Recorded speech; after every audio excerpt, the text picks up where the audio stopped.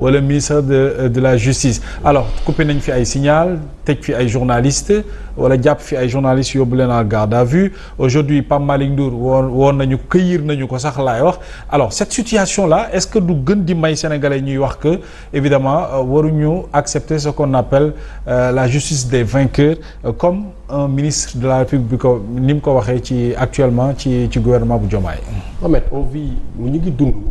moment yu incroyable ci wàllum démocratie ak droit de l'homme moment yu incroyable kenn musta imaginer que ni régime boo xam ni moyenne d'âge bi entre 25 ans la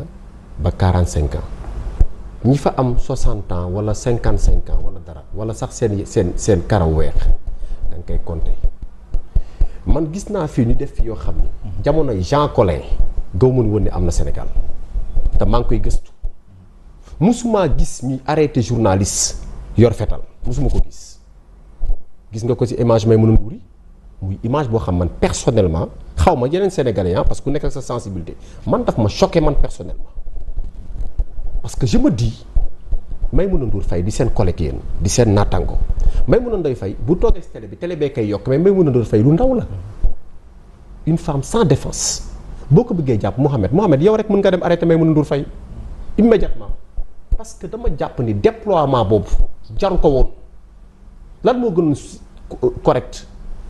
mu interroger Madiambal nga le lendemain nga bind leen nga def sa convocation mu jaar fi mu war a jaar ñu yóbbu ko jox ko teg ko ci loxoom mu woo ay avocat am ne leen demee convoqué nañ ma à telle heure c'est ça une république normale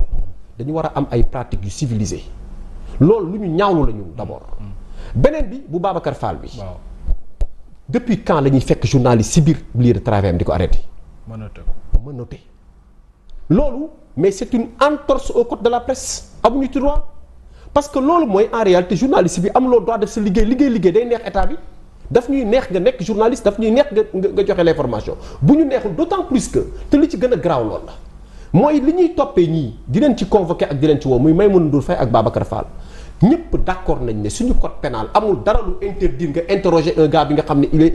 il est convoqué ou bien il est sous le coup de la loi amul fenn fu ñu ko teree d'autant plus que dañu fi am ay cas de jurisprudence yow Mohamed ci presse bi nga nekk gis nga ba taay ñu interroger koo xam ne état da ko soxla Ousmane Sonko lui-même nekk na dans une situation de fuite il faut le dire situation de fuite de fait dem Ziguinchor seen benn naataango Pierre-Edouard Faye fekk Ziguinchor interroger ko këram jaaraat ci télé Sénégal yi duggaat biir Walfadjri teg bande bi jamais Pierre-Edouard n'a été inquiété le moins du monde qu'est-ce qui a changé moo tax quand on nous parle d'élégance aujourd'hui mais je suis désolé mais ñu fi jógee ñoo leen ëpp élégance parce que au moins ñoom accepté woon nañ loo xam ne yéen du ngeen ko mës a accepté moi je reste persuadé et convaincu que ni Macky Sall lu mu doon accepté en termes de critique mais Ousmane Sonko accepté wul genn wàllam man je prends les Sénégalais à témoin Sénégalais ñu ngi seetaan nga defee ni Macky Sall li mu doon dégg fii mais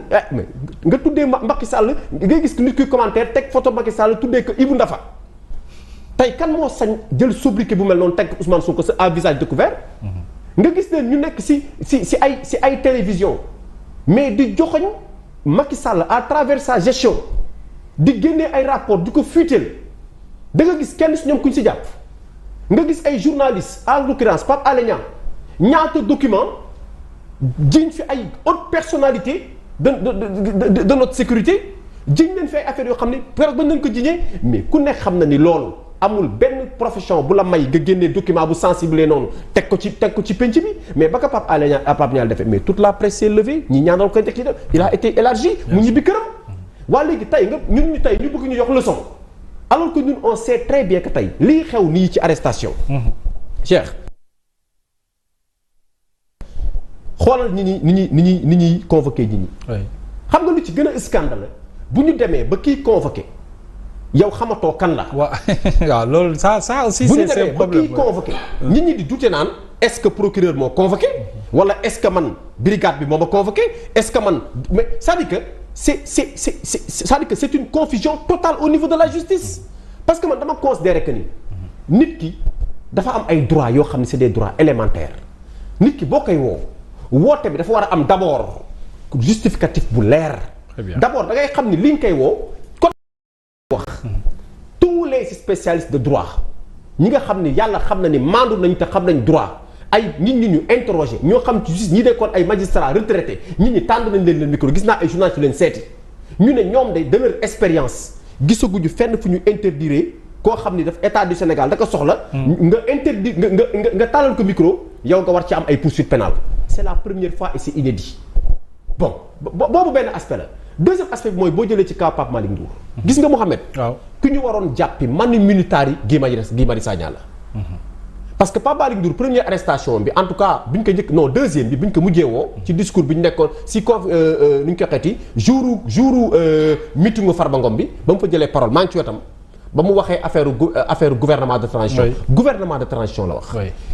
ñoom seen biir ñoom Pastef am ku ne président de transition est-ce que nous au Sénégal on a élu un président de transition. Un président de transition ça veut dire quoi? Ça veut dire que le président de la République dans les délais les plus courts. En tout cas sur 6 mois doit rendre le pouvoir. Qui le dit? Un député qui est dans un parti et qui parle chaque jour avec le chef de ce parti-là. Très bien. Loolu ñaar yooyu ban moo ci ëpp conflit d'intérêt. Pape Malick Ndour bi nekk par exemple dans l'opposition Pape Malick Ndour dafa am benn moyen bu mu demee jëli pouvoir bi yow nga nekk député nekk ak chef de parti bi di ko protéger ànd ak moom reconnaître que ni Pastef nga bokk nga taxaw yow wax loolu sur le président de la République c'est Pape Malick Ndour qui devait être arrêté manu militaire parce que loolu coup d'état civil la. Loolu dire ça c'est reconnaître et avouer que ni le président de la République n'a aucune base solide bu mu fi toogee parce que on lui permet de rester quelques mois et de partir. Mais quand tu dis ça loolu même boo amee immunité l'immunité là ne devrait pas te protéger parce que nous sommes dans un cas de flagrant délit. Il devait être immédiatement entendu, convoqué et puni selon de façon très exemplaire. Mais malheureusement on l'a pas fait. Ñu gis benn genre enchaînement bu inquiétant d'ailleurs enchaînement bi lan la dañu fekkee ñun fii Sénégal loo xam ni kenn nettali wuñu ko mais nit dafa toog ci plateau de télé muy ñaar kenn ki di journaliste accusé benn homme d'affaires ne dafa dem benn banque récupérer fa 5 milliards ba pare 5 milliards yooyu ba mu ko si banque boobu mu ne un ministre moo woote parce que banque bi daa bañoon ministre bi woote intervenir ñu soog ko koy débloquer. Le gars le journaliste là a été identifié. Oui. Xam nañ ko bañ demee entendre que dañ ko bàyyi. keneen ku wax loolu ñu dugal la diffusion de fausses nouvelles. Sans suite oui. Ku def loolu ñu dugal la diffusion de fausses nouvelles. Très bien. Beneen bi dañu fekkee ñun seen beneen naataango malheureusement xaw ma journaliste la xaw ma chroniqueuse la. toog ci média toujours pour wax le dysfonctionnement bi ñu am problème bi ñu am ñun. wax une ethnie. Mais yekk ko loo xam ni musiba naaru laay la pensant que da doon critiquer l'ancien président Macky Sall faf wax une énormité jiñ benn ethnie ne leen clairement ethnie bu bon la mais loolu ba mu ci amee qu'est-ce qui s'en est suivi toog na une semaine kenn woowu ko bu dee Maïmouna Ndour Faye la c'est immédiat convocation wala jëli bi mais li Maïmouna Ndour Faye def ak boo ko tegee ci table bi ak cas bu femme boobu def noonu traiter les alpulaar du n'importe quoi mais ban moo ci gën a mën a taal réew. Très bien loolu la ban moo ci gën a mën a ban moo ci gën a sensible. Quand on parle de sensibilité et puis procureur bu lay topp lan moo tax mu lay topp c'est parce que day am clameur populaire. C'est ça moo tax muy arbitrer dugg ci topp la gaaw balaay clameur populaire di gën a jóg bu Ngoné Saliou bi clameur populaire bi mu am bu Madiambal bi amu ko et puis fi may daandalee Mohamed. Waaw xam nga Babacar Fall. ak Madiambal Diagne ak Maïmouna Ndour Faye benn point commun la ñu am. ànduñu ak Ousmane Sonko dañu am benn point commun Babacar Fall du leen may dara Maïmouna Ndour Faye du leen may dara Madiambal Diagne du leen may dara léegi point commun boobu lan moo ci indi nga dugal ci seen métier non ñoom bu fekkee jubóowuñu ak yow loolu amaana c'est personnel. Mais dans le cadre du travail ku ne xam na ni Babacar Fall invite les gens de Pastef.